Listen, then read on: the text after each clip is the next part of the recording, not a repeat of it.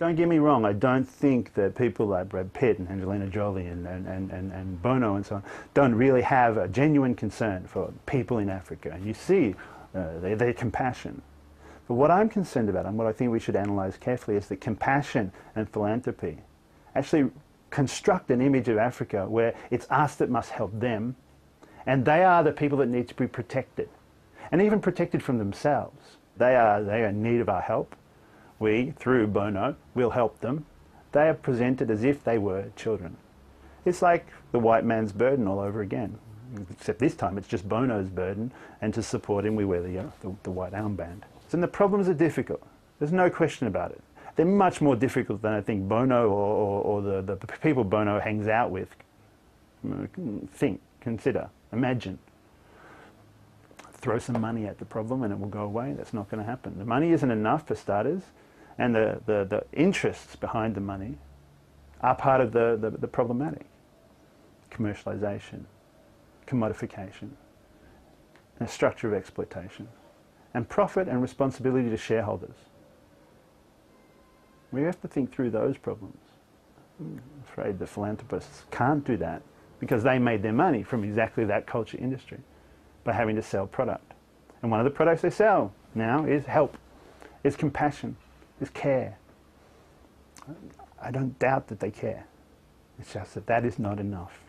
That will not intervene into the problem. That will make us all feel good about having tried to do something and failed.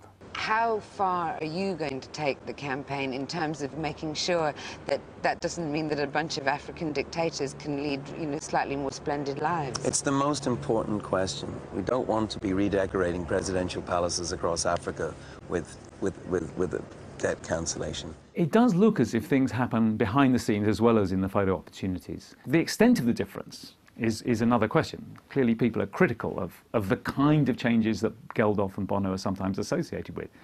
But it's undoubtedly the case that those people in particular, I don't think it's generally true of all pop stars that they can do this, that Bono in particular is capable of doing this in a way that is worth noting. And in the history of, certain kinds of policy, his name might well feature in the future. With U2 riding such a wave of status and resurgence, fans were eager to discover what direction they would take next. With U2 once more at the forefront of the ultra-cool modern zeitgeist, expectations for the upcoming How to Dismantle an Atomic Bomb were stratospheric. As with the band's previous album, the release of this new work would be preceded 3 weeks earlier by a startling single, which also doubled up as the opening track. Described by Bono as the mother of all rock songs and the reason to make a new album, it was a storming, riff-heavy anthem called Vertigo. Vertigo, I think, is actually, along with Beautiful Day, U2's first or second best single. Vertigo is very much down to Edge, really. I mean, he had been doing a lot of riffs, and I think he said he wanted to find the perfect riff for the 21st century. Edge is just simply the greatest musician of his generation. I don't think that anyone with a brain would argue with that. As great as a guitar player, for sure. He has created a whole different spectrum of feelings and colours that the guitar is capable of. You set that up against Complete Control by The Clash, or Pretty Vacant by the Pistols. It's only that it came 20 years, or blimey O'Reilly, 25 years afterwards, that it doesn't make you think this comes from that era and is just as good. Vertigo was a great springboard for How to Dismantle an Atomic Bomb. It was like Beautiful Day. It was right there in your face. Hello, hello, I'm here, we're back. Very anthemic, very loud, very uplifting, quite daring. I think it sort of nicely set the tone. With Vertigo whetting everyone's appetite, anticipation was high for the release of the album. How to Dismantle an Atomic Bomb did not disappoint. Harking back to U2's heavier rock roots and bringing them stylishly up to date, the band would recruit producer Steve Lillywhite to help achieve this sound. In much the same way as they had reunited with Brian Eno and Daniel Lanois for their previous album, Lillywhite was also a long-term U2 collaborator, and most notably, the man who had assumed production duties on U2's first 3 albums, Boy, October and War. Steve Lillywhite is all about high impact. What he's really good at is capturing the sound of a hell of a bass drum, a cracking snare, a great big clanging guitar line, a thumping bass, a big operatic rock voice. He's great at getting that. U2 have been criticised in the past for that gung-ho aspect of albums like War, but I think the great thing about Steve Lillywhite is he does brilliant British pop music, and he understands that kind of garage pop beat and the sort of tinges of psychedelia, and he's very bold, and he draws these very graphic lines with his production, and I think what he creates with U2 is something different. I think the early U2 albums are very much of their time to a certain extent, in the sense that, you know, what Lillywhite brought to them and what U2 brought to them was that concept of the big music at the time, which, you know, was basically, they got caught up in that whole big country, Simple Minds, Alarm, let's go out there and have, you know, anthemic choruses and you know, blow the lid off the world, as it were, in live concert. And, you know, and U2 were great live, and those early albums did articulate that very much. I've had occasion to play on the radio recently some of the early Steve Lillywhite tracks. And the wonderful thing is, they hold up. Nothing dates as fast as technology, because technology moves quickly. Because Steve Lillywhite never went in for that. You don't have any dating.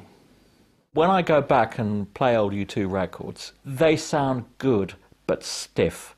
They sound very new wave, that kind of real stiffness, especially in the rhythm section. Now, of course, is Adam Clayton and Larry Mullen. They've been playing, you know, bass and drums now for pushing 30 years or more. You know, if you don't get good after that amount of time, you never are going to get good. Larry Mullen and Adam Clayton had to work on it, which is, and it's their stiffness of their, as it were, work in progress, their learning steps that makes me rather avoid for pleasure listening to Boy and so on now, because you could just hear that this band have really got to get a lot better. In contrast to Lillywhite's earlier material with the band, How to Dismantle an Atomic Bomb was a slick, professional and wholly triumphant record, which received rapturous critical response and debuted at #1 in 24 countries. As usual, the making of a U2 album was a hugely technical feat. Called in to work alongside Lillywhite and other collaborator Mark Flood Ellis, would-be Grammy award-winning engineer and mixer Simon Osborne, who would utilize the mobile studio he'd previously built for Sting to work with another set of rock legends. My connection with U2 is because of my connection with Sting.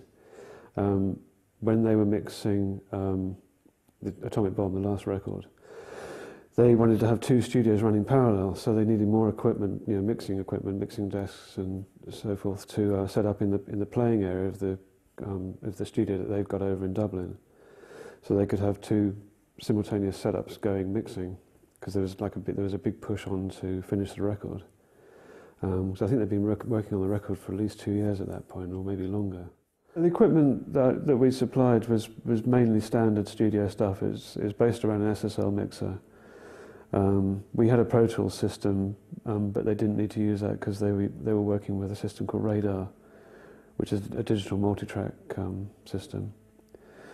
They'd always been using that system, and so I just installed the basic mixing desk, outboard, you know, all the usual, you know, Lexicon reverbs, Uri compressors, those kind of things. Stuff was all going on, and there was 2 studios going. One had Steve in it, the other one had Flood in it. Both mixing, some recording. They're sort of mixing and recording at the same time. It's like sort of melting pot thing of, you know, it's all going on, you know. And they're just pursuing this aim of, they want something that's sort of you know, is great, you know, like we all do. And it's very organic, the process, and very melting pot, you know, chuck in ideas, try it. If it doesn't work, take it out, try something else, re-sing bits, you know. They can be mixing a track and then re-record the drums, you know, because it's just, well, let's try it with different drums, you know, even though it's almost, you know, finished. Even with such an extensive production period behind it, it only took one listen for fans to realize the context of How to Dismantle an Atomic Bomb. If All That You Can't Leave Behind had been U2 reasserting themselves, this new album was the sound of the band enjoying the view from the top. The themes that Bono's exploring, I mean, maybe it's because in lots of ways he was exploring the death of his father, and that seemed to bring out more depth, not just in him, but in The Edge and Adam, and maybe thinking about where they were, maybe having a slight midlife crisis and reflecting on that. And it's all there in the songs. There's a lot of different levels being explored. The death of Bono's father would form the inspiration for an instantly recognizable single, Sometimes You Can't Make It On Your Own.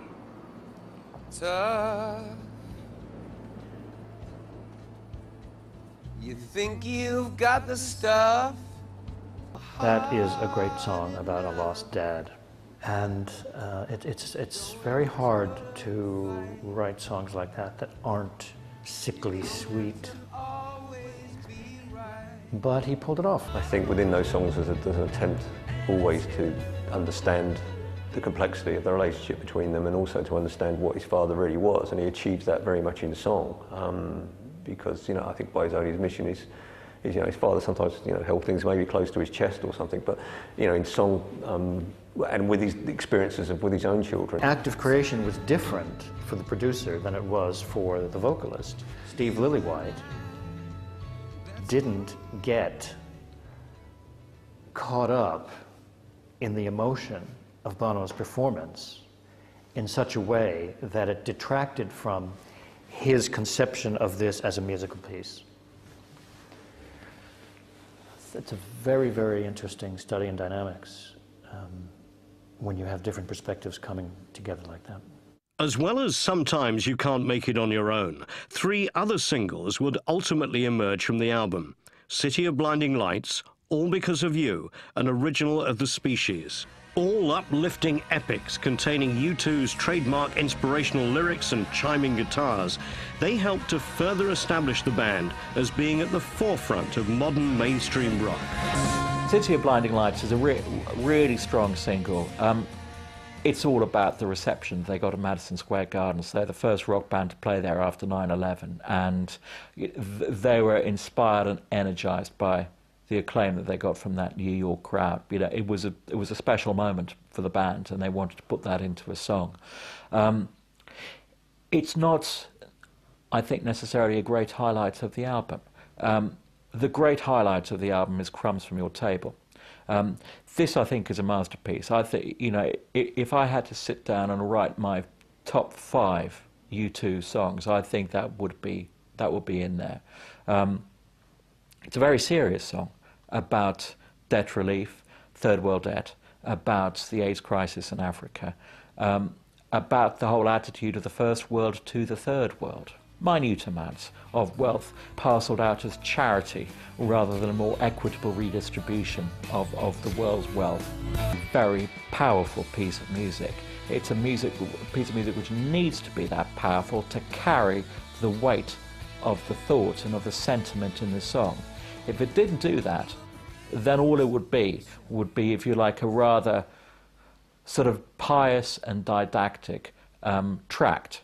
But it isn't. It's a great song that you want to hear over and over again, that doesn't just change your mind if indeed you thought that the world were rearranged differently, but it changes your heart. That's the more important thing. It affects an emotional shift. The release of How to Dismantle an Atomic Bomb would be accompanied by the Vertigo Tour, another series of sellout stadium gigs for the band, which saw them drawing in audiences of all ages and proving their newfound appeal to cool indie kids, Generation X rock fans, and original baby boomers alike. Taking place from March 2005 to December 2006, this time period would also factor in another defining U2 live moment. Combining their global superstar status with Bono's high-profile philanthropy, the 2nd of July 2005 saw the band kicking off the Live 8 concerts alongside fellow musical superstar Paul McCartney, a perfect encapsulation of the cultural status of the modern-day U2. That's what I like about U2. There's always that side to them where they're not going to be Bon Jovi. They're not going to just do the same old thing year in, year out. They are going to keep trying and kind of bring the sort of left field influences into the mainstream.